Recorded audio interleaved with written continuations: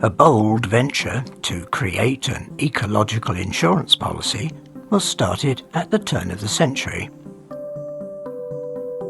Now, more than 20 years later, the Millennium Seed Bank at Wakehurst Place holds some 2.4 billion seeds from all corners of the globe, thus ensuring against future plant extinction.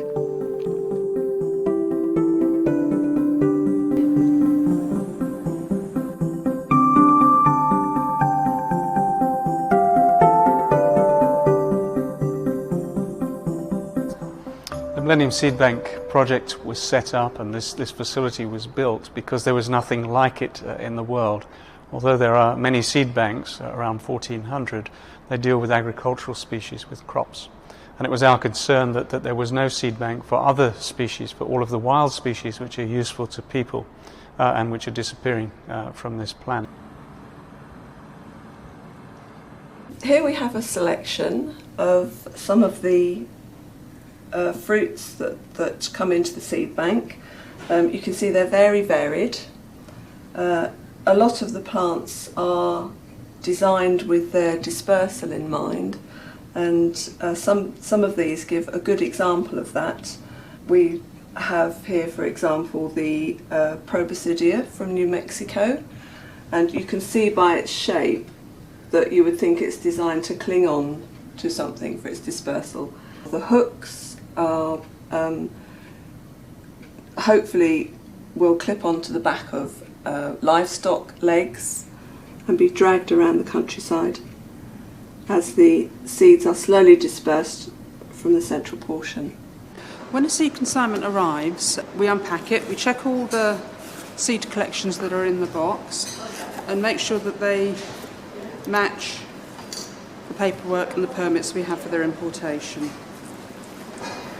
And in this bag we have a Proboscidea, a devil's claw, which has been partly processed by our partners. You can see they've cut the hooks off the ends but left the seeds inside the fruits. So what we'll do when we come to process this is we will break the capsule open and extract the seeds.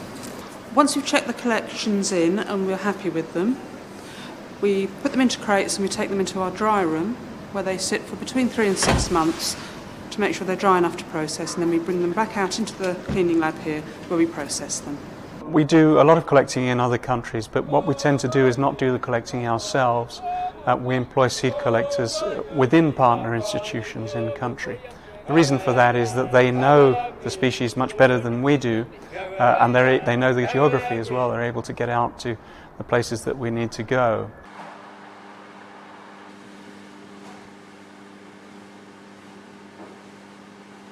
This is one of the main pieces of equipment we use when we clean the seeds prior to storage.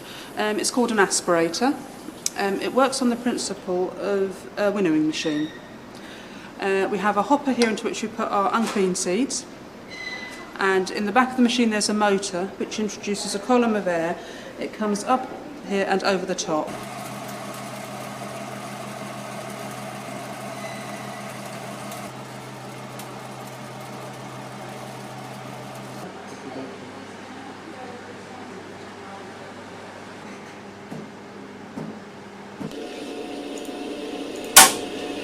Once we've cleaned the seed collection, we need to assess the quality of it. So we remove a sample from each of the collections that arrives here, and it may be 20 or 50 seeds, and we x-ray them using this machine.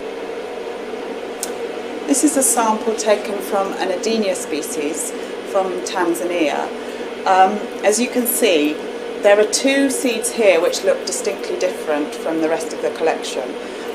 These 2 here don't have any density to them, and they will be classified as empty. The rest of the seeds look perfectly healthy. The way that we check whether a seed is viable or not is we do a germination test at a later date after the seeds have been in minus 20 degrees C conditions. Well, we have 2 enemies with this project. The first is time, because we don't have a lot of time. But the second is money, certainly. And there's a cost associated, obviously, with collecting conserving and carrying out research on seed for any plant species. What we're concerned about is that, given the current financial situation, that we won't be able to find money to make further collections. There's no possibility of the seed bank closing. We will continue to maintain the collections that we have, but we need to be making new collections and finding more species out there which are on the brink of extinction. Once the collections are fully dried, we transfer them into containers, bottles like this, ready to go into the -20, the seed bank itself. Rachel is just preparing the labels. The computer will give each collection a location number in the bank, so we know exactly where to find it when we go into the cold room.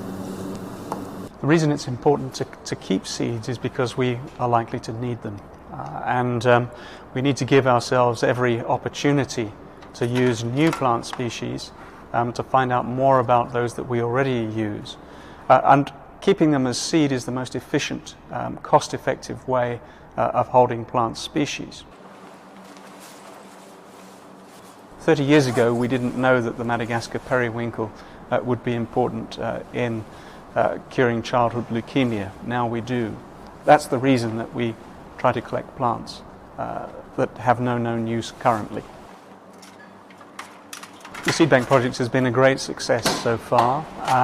We have around 96% of the UK flora in the bank, the only country in the world to have anything like that proportion of its flora in a seed bank, and we're after a few of the stragglers. Each collection is divided between active and base. The base fraction stays in the cold room the whole time, and the active fraction comes in and out as we use seeds for germination testing or seed distribution. One of the problems in dealing with the seeds of wild plants is that very often they're programmed so that they'll only germinate at a very particular time in nature. And perhaps the most important factor which determines the timing of germination is temperature. If we try to germinate those seeds at constant temperatures, they can't germinate.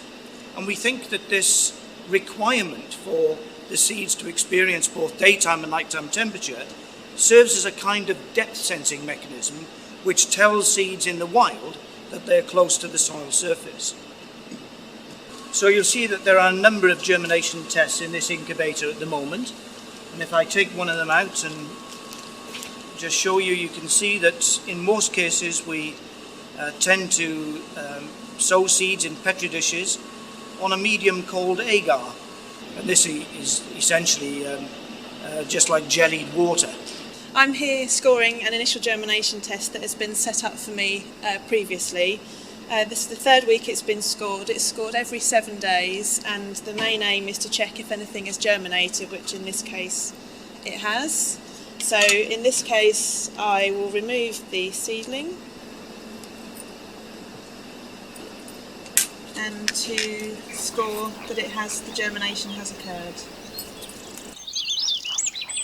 The seeds are already reintroduced into their country of origin. We're already doing it in places like Australia. What's going to be much more difficult is going to be reintroducing many species to recreate habitats. And habitat restoration, I feel, is likely to become an increasingly important technology as we go forward. And it's something that we really need to learn how to do. The work of the Millennium Seed Bank is a race against time because we know that we're losing plant species. It's very hard to prove that a plant has become extinct because you have to search every square yard of ground to prove that that's the case. But the estimates are that extinction is happening at about 100 times the background rate the fossil record indicates, and also that as many as 4 species of plant a day are becoming extinct. So we have to get a move on with this. We can't afford to fool around. We need to get on and collect those species while we still have the chance.